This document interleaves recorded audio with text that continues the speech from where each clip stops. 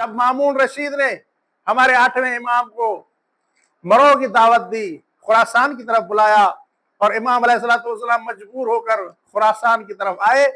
تو روایت ملتا ہے کہ جب امام علیہ السلام کا گزر نیشاپور کی سرزمین سے ہوا، چونکہ ایران کی سرزمین ہے، نیشاپور مشہور شہر ہے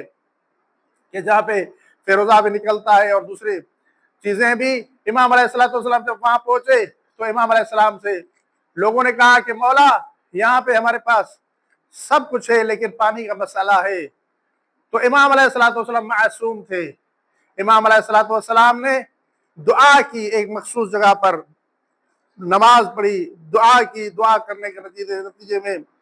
اللہ رب العزت نے اس نیشاپور کی اس سرزمین سے پانی کو جاری کیا، اور آج تک وہ پانی جاری و ساری ہے۔ کیوں؟ اس لیے کہ امام علیہ السلام کی دعا سے وہ پانی جاری ہوا تھا، امام علیہ السلام کی دعا سے وہ پانی جاری ہوا اور آج بھی جاری ہے۔ جس طرح حضرت اسماعیل علیہ السلام